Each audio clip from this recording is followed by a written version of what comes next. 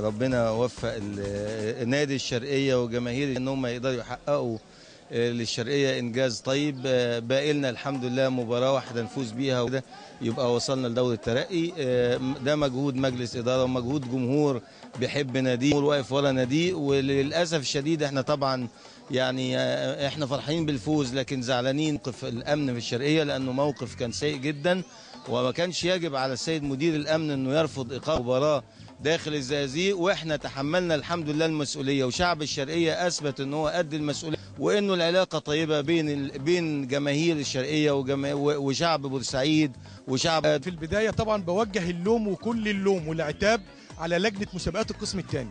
انا جيت تحت ضغط وجيت وسمعت لجنه كلام المسابقات وجيت وبت في الزقازيق وانا طبعا من اشكر مجلس اداره النادي اللي وفر لي الاقامه وجيت هنا. طبعا مش بخص بالذكر نادي الشرقيه ماهوش اصلا راجل خصمي لكن لا انتوا حطيتونا تحت ضغط. النهارده انا بلعب النهارده بتنزل تسخن وبترجع تاني عشان الظروف الامنيه ومفيش اصلا امن موجود في قلب الملعب. مفيش والله اجواء ماتش من احنا مش عارفين رايحين هنبات فين هنقعد فين الماتش عامل ايه. صعب الامر صعب خايفين واحنا داخلين الزقازيق الدنيا مقلوبه زي ما انت شايف. الماتش نص ساعه ولا 45 دقيقه قبل الماتش الحكم هيلعب مش هيلعب ونزلنا سخنا في ميعادنا مش عارفين. الماتش خالص بصراحه. الحمد لله ربنا وفقنا بعد ماراثون رهيب جدا مع الامن ومحاولات غير عاديه. عقد مجلس اداره بصفه مستمره من 3 ايام عشان هذه المباراه ومحاولات اللي احنا مع الاسف رفض جدا طبعا. واتصلنا بالمدير التنفيذي العميد ثروت سويلم وعلي زكي اللي هو رئيس لجنه المسابقات طبعا والحمد لله تفاعلوا معانا لحد بالليل امبارح ووافقوا ان احنا نشيل المباراه على حساب تأييد الشرقيه. والحمد لله الشرقيه طلعوا رجاله وامن الشرقيه وقف اللي هو النادي مش الامن الشرطه لان هم حاولوا ان هم يكونوا موجودين لكن مع الاسف ما كناش.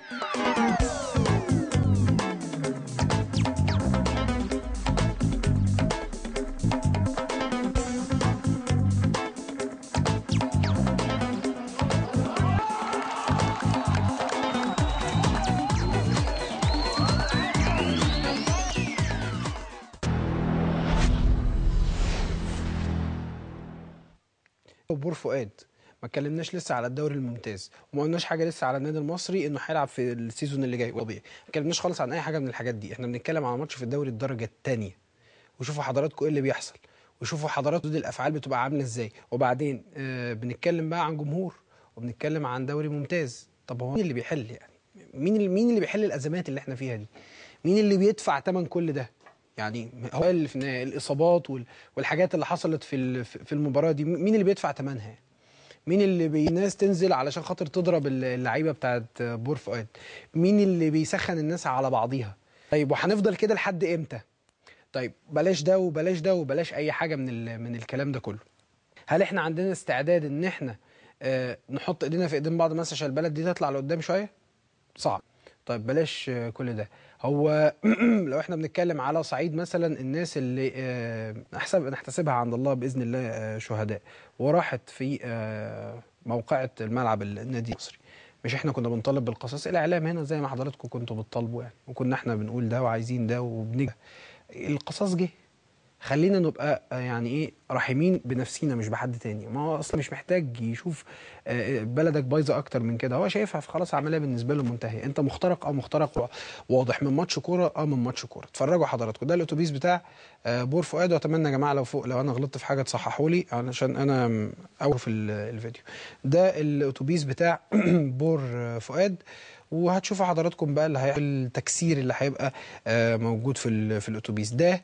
ليه الالترا بعضهم كلموا بعضيهم يروحوا على الناس هناك علشان خاطر بور فؤاد بورسعيد وحضراتكم عارفين القصه والموضوع. يلا روحوا يلا نروح ناخد حقنا منهم نكسر ندغدغ نشوف. المشكله انه يعني مفيش هم حتى مش عايزين يراجعوا نفسهم. يعني ايه لما تتكلم معاهم فرادى يعني كل واحد لوحده هتلاقيه دايما بيقعد عن اتهامات موجهه للاعلام. طيب انا عندي استعداد كاعلام لما بقع في اخطاء ان انا اطلع اعتذر. انت ليه ما عندكش استعداد انت كمان تعتذر وتقول ان انا ارتكبت حاجه غلط في حق نفسي وفي حق بلدي؟ هو الراجل اللي من بور فؤاد ده عمل يعني انا والله ما اعرف اذا كان ده لعيب ولا اداري، والله تاتا ما اعرف يعني. بس ده عمل لك ايه مثلا؟ اذاك في ايه مثلا؟ ده الاتوبيس الفريق المفروض وهو كده الاتوبيس رايح الملعب يا جماعه ولا ايه؟ بس عشان ابقى اكون بتكلم كلام مظبوط، كده الاتوبيس رايح ارض الملعب. فهم عملوا لك ايه؟ الراجل اللي بيسوق الاتوبيس والراجل اللي جوه الاتوبيس واللعيبه الكوره دول عملوا اذوك انت في يعني ضايقوك انت في، عملوا لك ايه انت غلط تحديدا يعني؟ علشان خاطر ايه؟ المباراه علشان حضراتكم تبقوا عارفين وفي الصوره، المباراه ما كانش فيها تامين ومدير الامن رفض يامن، قال انا مش هتحمل حاجه زي كده.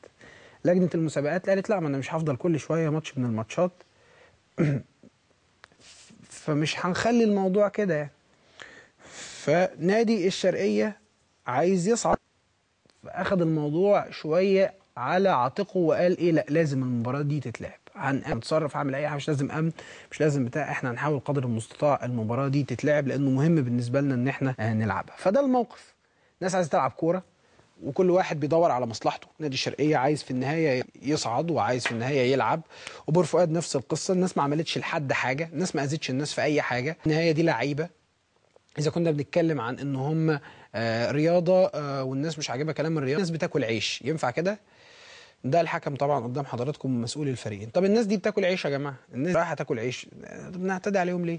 يبقى في ليه شكل سلبي احنا نشوفه في ارض، ليه توصل بينا الامور لهذا الحد؟ دي بعتقد عربيه اسعاف، ده كتر خير الدنيا ان في عربيه اسعاف يعني، دي حاجه برضو كبيره قوي، خدوا بالكم يعني، لانه في دوري الدرجه الثانيه يعني في الموضوع ده تحديدا كان ما فيش عربيات اسعاف، كانوا بيجيبوا عربيات نقل للموتى، وعملنا لحضراتكم قبل كده تقرير عليها. طيب احنا كنا بنحاول نكلم الاستاذ او الكابتن خالد كامل رئيس لجنه مسابقات القسم الثاني، قولوا لي بقى بالظبط ايه يا جماعه لما كلمتوه. هو بيقول ما ينفعش ان هو يتكلم في حاجه زي كده، لسه ما اخدوش في هذا الامر وبعد الاحداث اللي حصلت. على كل ادي الموضوع وادي الصور حضراتكم، ولمن يهم الامر هذه هي احوال كره القدم الان. ده الاتوبيس وده الازاز اللي اتكسر، ويعني هم دايما يقولوا لك ايه، احنا بس كده بنشد ودان، فادي شدت الودان وادي الشكل، وخلينا نقعد نشد في ودان، وما تتخيلوش ان الموضوع ممكن يتوقف عند هذا الامر، هيتحول لاكتر من كده. زي ما وعدت حضراتكم قبل احنا هنقرا كل الرسائل حضراتكم اللي هتبعتوها، سواء على 9123 على احمد شوبير نيوز او على احمد _ شوبير على تويتر. دي الاصابات اللي حضراتكم شايفينها اهو من الجراء طبعا تكسير الازاز الاتوبيس اللي بيقل لاعبي نادي بور فؤاد، ده على ما اعتقد ده سبراي بيرشه كمخدر للالام او للجرح، حاصل طبعا بعد ما الازاز ما اتكسر يعني مين يرضى مثلا انه ده يبقى لعيب كوره يتهان بالشكل ده، او يبقى اداري او يبقى مدرب او يبقى سواق حتى على العربيه او اي حاجه؟ مين يرضى؟ مين يرضى؟ ليه يا جماعه احنا منفصلين عن بعض يعني؟ ليه وكل واحد متخيل انه ده على اسرته؟ كل واحد بالنسبه لبيته مهم، كل واحد بالنسبه للدايره المحيطه بتاعته اهم واحد في الدنيا. ليه انت متخيل انه ده يعني بور فؤاد وبور سعيد والناس دي كلها ايه ذنبهم يعني؟ في النهايه الخطا اللي وقلنا قصاص ومشينا ورا القصاص، والقصاص تم وارتضيته ده وارتضينا ده وقلنا ده وقلته ده. طب هنفضل لحمتى؟ الله ورسوله اعلم. مبروك نادي الاهلي وجده فتحي والمحمدي، ومبروك عليك انت كمان اسلام تاكي. الكره الاسبانيه والالمانيه اعطتنا وجبه دسمه من المتعه، وخاصه الجمهور الراقي المتحضر، لعل هذا يكون درسا للآفة التي اصابت مجتمعنا الرياضي تحت مسمى الالتراس الذي اضاض والانديه. ده الاستاذ نعمه عبد العزيز بالبيس، بشكرك شكرا جزيلا. ده ايهاب بعت رساله شكرا جزيلا عليها. مبروك لمصر وللنادي الاهلي وجده فتحي والعصاره. طيب انتوا بتقولوا لي هنعرض حاجات من الشرقيه، يلا نعرضها واحنا مع بعض اهو نعقب عليها ونعلق عليها. ده الشرقيه وبور فؤاد اللي حضراتكم قلتوا عليها، نشوفها. اسمه خالد كامل ده قال لنا نيجي الماتش ليه؟ والشرطه بعد الداخليه بعد النادي بتاعت الكوره قال يعملوا قش الماتش، مش هيأمن الماتش، يبعتونا ليه؟ قابضين بقى ولا ايه؟ مش سبحان الله كده يبقى كده قابضين، وعايزين يبقونا ليه؟ عشان ايه؟ وعلي زكي ده علي زكي عايز ايه؟ ليه يبيعنا بالترابي؟ ما بعدين واللعيبه تحت ضغط، ما فيش عسكري في الملعب، ليه؟ والحكم خايف، وحلفوا بالله لو الحكم ما نزلش مش هيروح، فدعتنا احنا وصلنا.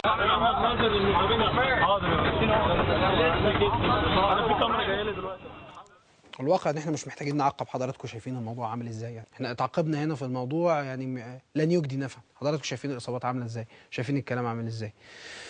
ماشي. عمرو معتز بيتكلم على اللعيبه المصريين، بيقول لا لازم يكملوا. هاني ادريس، دي شكل الاصابات. ده ايه ده بقى؟ الراس والوجه وكل حاجه من جوه الاتوبيس، اتوبيس نادي بور فؤاد.